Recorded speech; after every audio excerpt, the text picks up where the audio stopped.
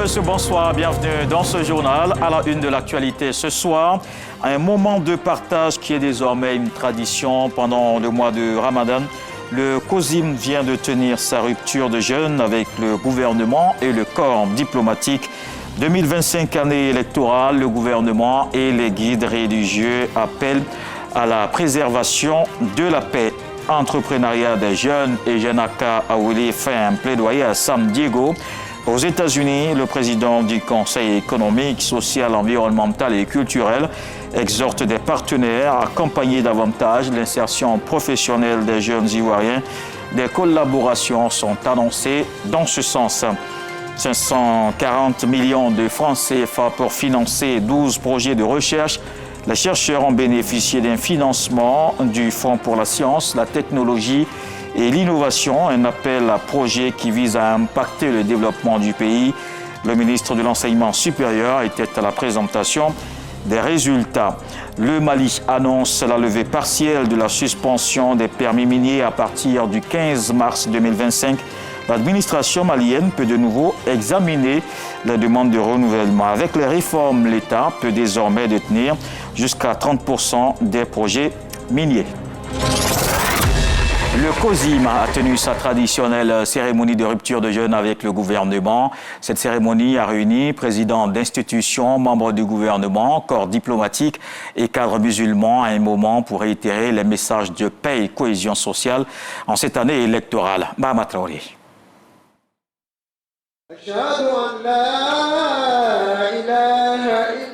Après une journée de privation, boire et manger est désormais permis aux musulmans. Cette rupture de jeûne, organisée par le Conseil supérieur des imams des mosquées et des affaires islamiques COSIM, a la particularité de réunir présidents d'institutions, membres du gouvernement, corps diplomatique et cadres musulmans. Devenu une tradition chaque Ramadan, ce moment de communion spirituelle est aussi l'occasion pour l'instance religieuse de réitérer son engagement à œuvrer à la bonne marche du pays. La coïncidence entre la période du jeûne musulman et celle du carême chrétien est à notre sens une invitation au renforcement de notre fraternité spirituelle et à la solidarité dans la prière en faveur de nos concitoyens et de tous les êtres humains sur la terre. L'année 2025 étant une année électorale en Côte d'Ivoire, nous devons, nous tous et toutes, faire nôtre les valeurs de paix, de cohésion sociale, afin que notre pays en sorte encore plus fort et plus uni, qu'Allah nous y aide, Inch'Allah. Cet appel a de quoi consolider la relation de confiance qu'entretient le gouvernement avec le COSIM. Je voudrais, au nom du président de la République, adresser à tous nos guides religieux mes sincères remerciements pour leur inestimable contribution à la consolidation de la paix et de la cohésion sociale dans ce pays qui nous est cher à tous. Je voudrais également vous engager, comme à l'accoutumée, à continuer d'élever de pieuses et ferventes prières afin que les élections présidentielles à venir puissent se dérouler sans incident, donnant ainsi tort aux oiseaux de mauvais augure et aux prédictions les plus alarmistes. Profitant de l'occasion, le guide de la communauté musulmane exhorte les cadres musulmans à continuer de soutenir les projets sociaux portés par le COSIM dans les secteurs de l'éducation, de la santé et de l'humanitaire. Dans ce même élan de partage et de solidarité, le Sénat de Côte d'Ivoire soutient la communauté musulmane. La Chambre haute du Parlement a offert des vivres aux musulmans de Yamoussoukro. Les fidèles ont été invités à prier pour la paix et la cohésion en Côte d'Ivoire. Kader Sogodogo. Grande mosquée de Yamoussoukro. Riz, sucre et lait offerts par le Sénat de Côte d'Ivoire à la communauté musulmane qui observe depuis quelques jours le jeûne du mois de Ramadan. Comme le prescrit le Saint-Coran, cette période de grande piété est propice pour le partage, la solidarité et l'entraide. C'est donc en conformité avec cette recommandation du Saint-Coran que la Chambre haute du Parlement ivoirien, dont le siège est à Yamoussoukro, a dépêché à la grande mosquée une forte délégation. Nous sommes ici au nom de la présidente du Sénat pour apporter le soutien à tous les fidèles afin qu'ils prient pour la Côte d'Ivoire, qu'ils prient pour le chef de l'État, qu'ils prient pour toutes les institutions de la Côte d'Ivoire. Nous avons parlé de paix, nous avons parlé de cohésion. Le don est apprécié par l'ensemble de la communauté musulmane de Yamoussoukro. Venir en aide dans un moment béni comme le Ramadan, cela vraiment nous va droit au cœur. S'il n'y a pas la paix, rien ne peut aller. On ne peut pas voyager, on n'est pas tranquille. Donc vraiment, nous remercions Allah et puis remercions le président de la République. Le Sénat de Côte d'Ivoire, avec à sa tête Kandia Kamisoko Kamara, ne s'arrêtera pas là. Dans les jours à venir, la communauté chrétienne en plein temps de carême va bénéficier de dons. L'esprit et la lettre ne changent pas. Solidarité, entraide et partage avec des prières pour la paix et la cohésion partout en Côte d'Ivoire. Et parlons aussi de développement, je vous emmène hors du pays. Le président du Conseil économique, social, environnemental et culturel sollicite l'expertise des Américains. Eugène Arkaouli était à San Diego State University. Il a appelé à accompagner davantage l'insertion professionnelle des jeunes. Envoyé spécial aux États-Unis, Walter Amadou Ouattara. Face à des universitaires expérimentés dont les grades académiques sont mondialement reconnus et des donateurs financiers de l'enseignement supérieur, le président du Conseil économique, social, environnemental et culturel, CESEC, vend bien la destination Côte d'Ivoire. Abordant les puneux problèmes de mobilité socio-économique et d'entrepreneuriat, Eugène Akaole soutient que la Côte d'Ivoire a une politique publique proactive et un secteur entrepreneurial en plein essor. Il sollicite ainsi l'expertise et le modèle américain afin de valoriser davantage la créativité et l'esprit de jour en jour fertile de la jeunesse ivoirienne. Nous sommes tombés d'accord que la Côte d'Ivoire en transformation a besoin que son système de mobilité socio-économique soit renforcé. Les Ivoiriens sont devenus des vrais acteurs de l'entrepreneuriat dans tous les domaines. Le conférencier semble édifier et séduit l'assistance composée majoritairement d'enseignants ivoiriens en immersion au pays de l'oncle Sam et ceux de San Diego State University des États-Unis d'Amérique. Tout ça nous va droit au cœur et le président Aka vraiment venu nous montrer encore les opportunités qui sont en Côte d'Ivoire et nous sommes vraiment très intéressés à une profonde collaboration avec la Côte d'Ivoire. Cette activité de charme au profit de la jeunesse de Côte d'Ivoire est un pan de la 1e visite de travail du président du CESEC en terre américaine. Des opportunités donc pour les jeunes ici en Côte d'Ivoire. La foire internationale nationale de l'emploi et du recrutement a pris fin ce dimanche au Palais de la Culture de Treichville. Cette première édition a mobilisé 146 entreprises et cabinets, dont 116 entreprises. Il y avait 5648 opportunités d'emploi. Cet événement visait à recruter, financer et former les jeunes de Côte d'Ivoire. Cette foire a réuni durant une semaine demandeurs d'emploi, entreprises, institutions de formation et structures de financement. Et nous sommes encore dans la ferveur de la célébration du 8 mars. D'autres femmes qui sont donc à la tâche au quotidien pour offrir le meilleur de la télé, des noms que vous entendez ou voyez en signature s'aimer derrière toutes ces productions, sans qui rien n'est vraiment possible. Coup de projecteur donc ce soir sur elle, réalisatrice, script, chargée de production, caméra-woman, maquilleuse.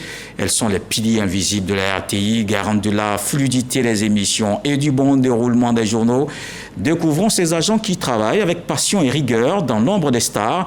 Du petit écran, elles ont la parole ce soir dans ce reportage de Sidonie Davila. Régie A. C'est ici le centre névralgique du JT. Attention, lecture. C'est par cette alerte que la script du jour, Awa Diomandé, donne le top départ de la mise à l'antenne du journal télévisé. Regard rivé sur les écrans et les doigts sur le panel de l'intercom, elle est la gardienne du temps. Lorsqu'une production est bonne à l'antenne, elle est appréciée des téléspectateurs, c'est surtout la bonne production de la script. Dans cette même régie baignée d'écran, de contrôle et de lumière, la réalisatrice coordonne avec précision. C'est la chef d'orchestre. Notre intégration n'a pas été facile parce que les gens se disaient que ce n'est pas un poste pour la femme. Et nous, on a dit non, mettez-nous à l'épreuve et vous allez voir. Effectivement, on a appris. Et puis, aujourd'hui, c'est nous qui assurons la relève. Ce qu'on demande, c'est la maîtrise de soi, la disponibilité. Et puis, il faut aimer ce que tu viens faire ici. Ces femmes, piliers invisibles de la RTI, ne sont que des exemples, parmi tant d'autres. Derrière chaque émission, chaque journal télévisé, se cachent des femmes passionnées et talentueuses qui travaillent sans relâche pour faire briller les stars du petit écran. Mon métier consiste à apprêter un invité qui doit passer sur le plateau pour le présentateur, pour sa prestation. Que ce soit une femme, que ce soit un homme. Je prends ce plaisir-là à les valoriser. À la faveur de la Journée internationale des droits de la femme, nous vous emmenons dans les coulisses de la radio-télévision ivoirienne. Studio B, il est presque 12 heures. Ce vendredi, à quelques minutes du démarrage de l'émission C'est midi, nous trouvons sur place des femmes, parmi elles, la doyenne de la caméra de l'entreprise. Depuis près de 42 ans, Kariga Dendane est dans l'ombre des stars. J'ai préféré venir à la caméra parce que je me suis dit que, comme j'ai commencé à la photo, c'est les mêmes images. Je dis que les femmes peuvent faire la caméra. Dans l'antichambre de nos émissions favorites, travail des petites mains. L'exploitante téléprompteur Afoui en fait partie. Nous sommes chargés de faire le conducteur de toutes les éditions. Et quand le journaliste est fini de préparer son journal, on prend son journal sur une clé USB. Quand on met le texte dans le pointeur, au cours du journal, on suit en fonction du débit du présentateur. Le chargeur de production, dans son essence, c'est celui-là même qui est un peu comme un président de comité d'organisation. Parce que dans une émission, il est au cœur même de la production en amont, pendant et après. Ça nous fait plaisir de travailler avec ces personnes-là du monde de l'audiovisuel, politique, sportive, comme les artistes chanteurs. Ça fait plaisir et puis leur collaboration est vraiment agréable. Réalisatrice, script, chargée de production, camérawoman, maquilleuse, exploitante téléprompteur. Elles sont nombreuses.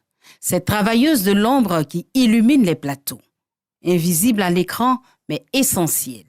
Elles travaillent chaque jour pour sublimer et assurer le bon déroulement des émissions, des JT, des programmes de la chaîne nationale RTI. En cette période dédiée aux femmes, leur mise en lumière est un hommage à leur persévérance, leur engagement et leur talent.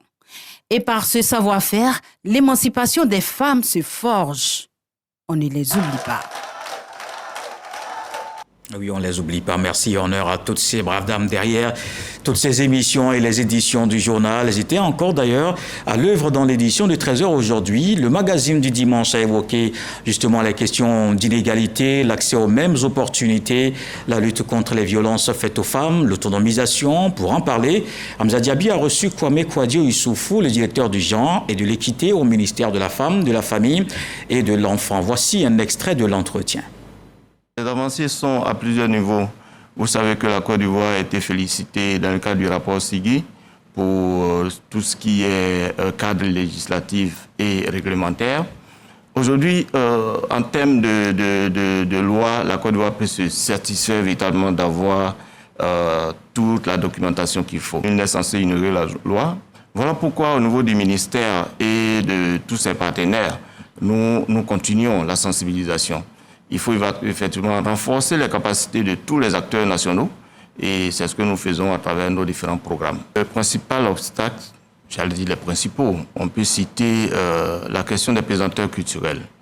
Vous savez qu'aujourd'hui, la question du patriarcat domine encore nos sociétés et donc il y a beaucoup de pesanteurs à ce niveau. Il y a également la question de la lutte contre les violences basées sur le genre.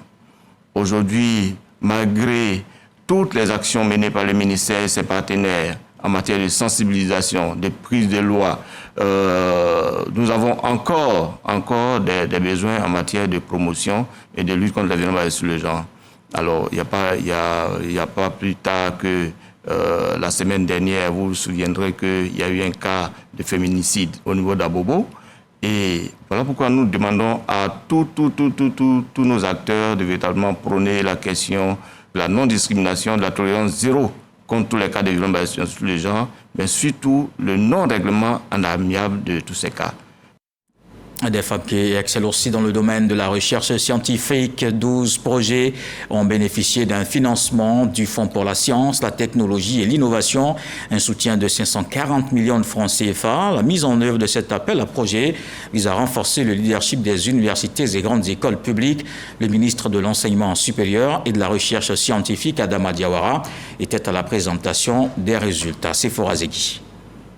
La Côte d'Ivoire investit dans son avenir. Le FONSTI, Fonds pour la science, la technologie et l'innovation, a mis en lumière 12 projets de recherche ambitieux. L'objectif, en fait, c'est de redonner vie à des terres utilisées pour l'activité minière en leur proposant de nouvelles techniques de dépollution de ces sites et des cultures adaptées à la production agricole.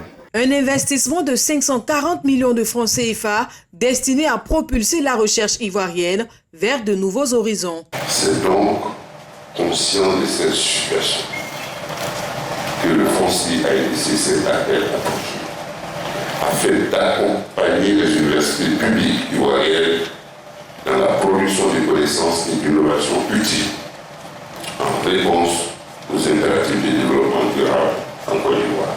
Ces projets couvrent un large éventail de domaines, de l'agriculture à l'environnement, en passant par le développement durable, les lettres modernes, les arts, à l'amélioration de la santé. L'objectif, des solutions concrètes qui améliorent la vie des populations. Tous ces projets de recherche-là traitent des problèmes de développement effectivement qui se posent au pays. Nos chercheurs sont à la tâche pour permettre à la Côte d'Ivoire de continuer sur sa trajectoire de développement socio-économique et culturel. La Côte d'Ivoire mise sur la recherche et l'innovation pour construire un meilleur avenir, un avenir avec lequel la recherche scientifique est au service de tous. Justement, dans l'ouest du pays, le village de Sokourala, dans le département de Biankouma, poursuit son développement. 3 grands projets seront mis en œuvre dans ce mois de mars. La construction du grand marché, des logements pour enseignants et écoles primaires. La première pierre posée en présence du ministre Vagondo Diomandé. Le reportage de Chris Diomandé, Jean-Marc Djadji. Sokourala, localité située à une vingtaine de kilomètres du département de Biankouma, amorce son développement en cette année 2025. La construction d'une école primaire de 7 classes sur une superficie de 1 hectare, villa pour enseignants et enfin celui du Grand Marché. La première pierre de ces projets est posée en présence du couple Vagondo Diomandé, acteur de développement du dit village. Un projet de construction de cité des enseignants est un grand soulagement pour nous. Le ministre Vagondo Diomandé se dit satisfait de l'ascension du village de Sokourala. L'école primaire qui va bientôt voir le jour, c'est une école de qualité pour offrir à chaque enfant de Sokourala la possibilité de réussir. Le marché, quant à lui, est le symbole de notre dynamisme économique. Les logements pour les enseignants, c'est notre engagement à attirer et à retenir les meilleurs talents pour l'éducation de nos enfants. Il a par ailleurs rendu un hommage au président de la République, Alassane Ouattara, pour ses réalisations dans la région du Tonki. Les travaux de tous ces projets débuteront dans ce mois de mars 2025.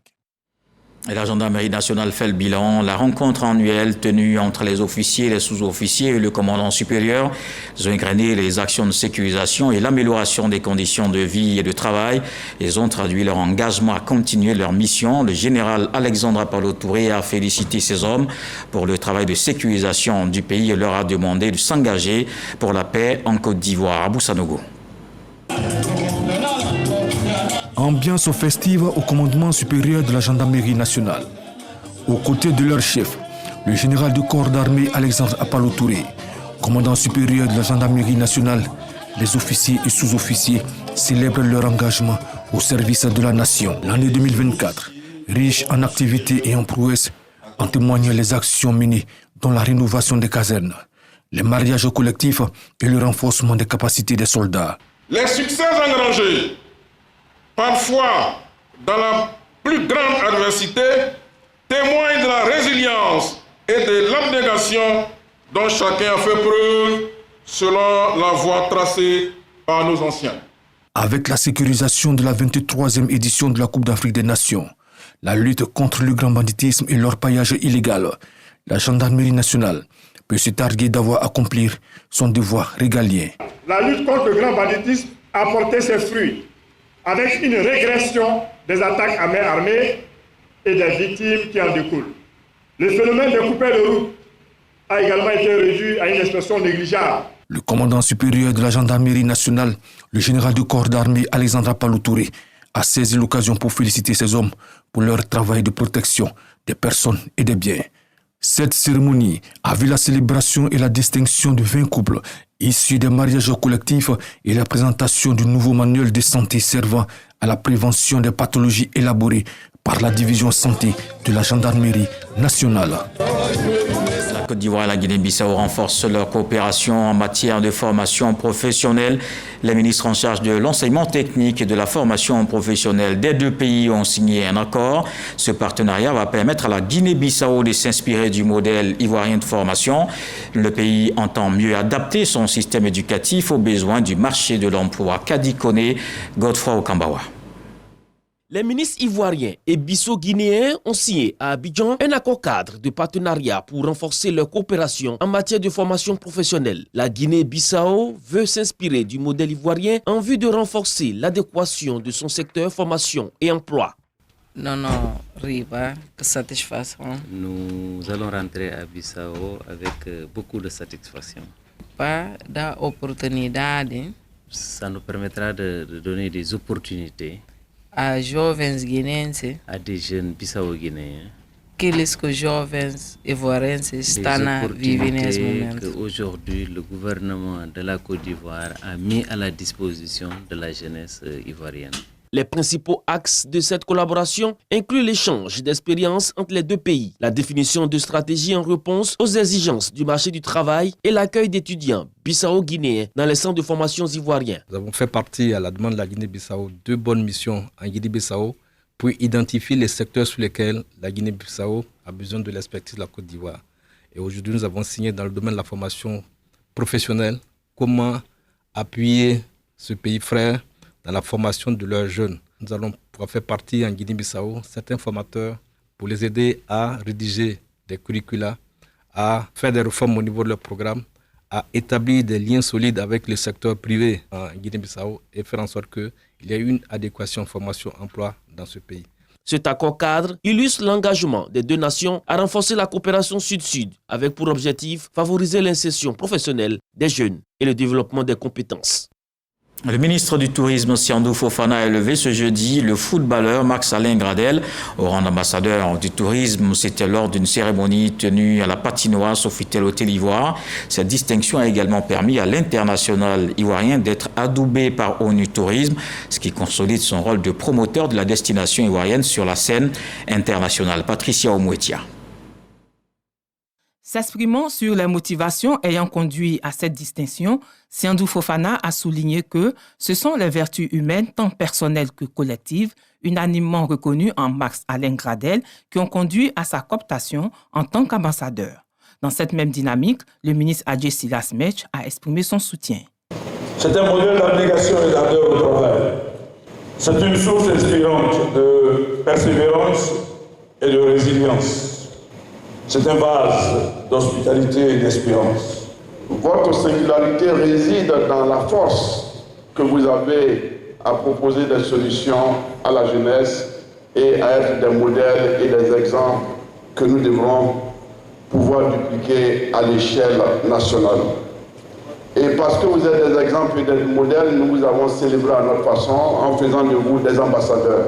ONU Tourisme soutient pleinement cette nomination et se réjouit de voir la Côte d'Ivoire s'affirmer comme un leader du tourisme en Afrique. C'est une reconnaissance qui vient vraiment clôturer une belle aventure que j'ai eue avec les éléphants de Côte d'Ivoire et je pense que c'est une reconnaissance bien méritée et qui me fait plaisir et qui me donne envie encore d'aller plus loin dans tout ce qui est activité, devoir, tout ce qui peut faire avancer notre pays. Avec cette distinction, Max-Alain Gradel rejoint le cercle restreint des personnalités engagées dans la promotion du tourisme et des loisirs ivoiriens, parmi lesquels figurent notamment Didier Drogba, le groupe Magic System, Miss Olivia Yassé, Nader Fakri et Florence Koné.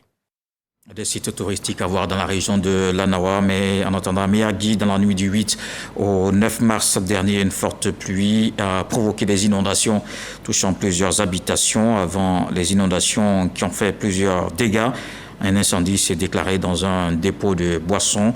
Les autorités de Meyagui se sont rendues sur les lieux pour évaluer la situation. En politique, maintenant, la présidente du mouvement Synergie Ado a animé une conférence de presse. Le mouvement soutient la candidature du président Alassane Ouattara à l'élection d'octobre 2025. L'organisation va également faire une tournée à l'intérieur du pays pour mobiliser les populations. Ahmed Traoré. En prélude à l'élection présidentielle d'octobre prochain, la présidente du mouvement politique Synergie Ado monte au créneau.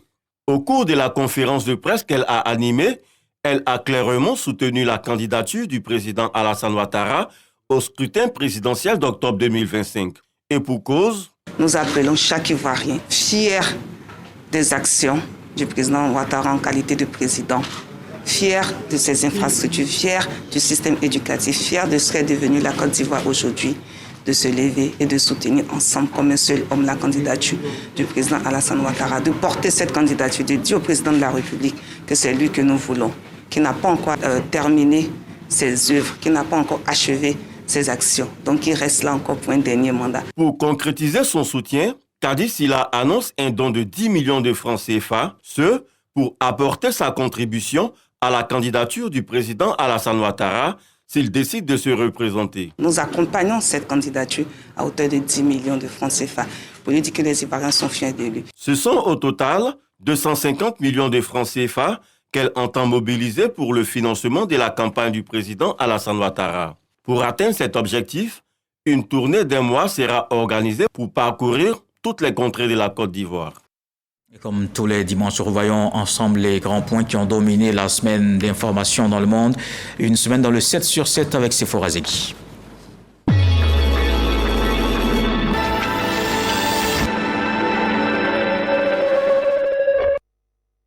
Le Soudan est en proie à une crise humanitaire. Selon l'ONU, plus de 30 millions de personnes, dont une majorité d'enfants, ont besoin d'aide.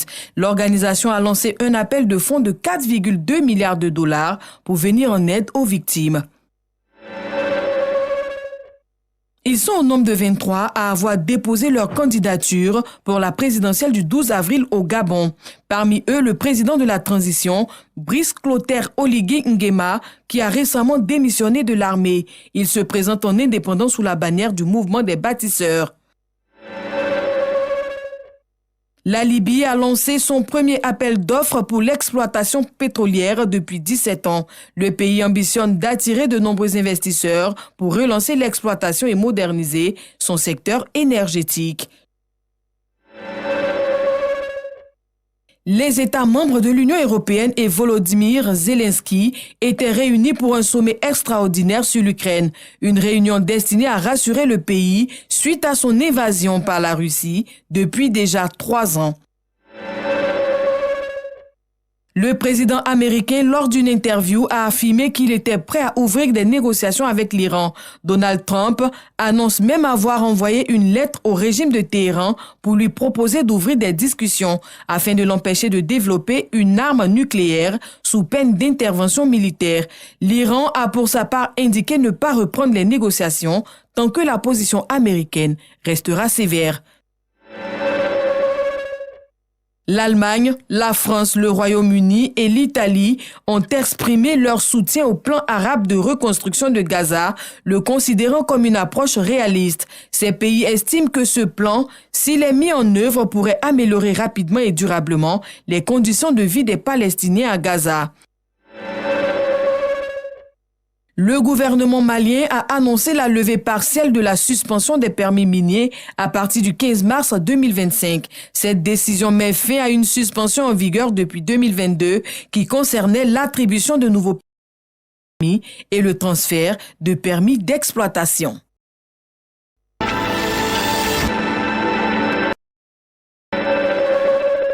Et voilà qui met un terme à ce journal. Merci de l'avoir suivi. Retour de l'actualité.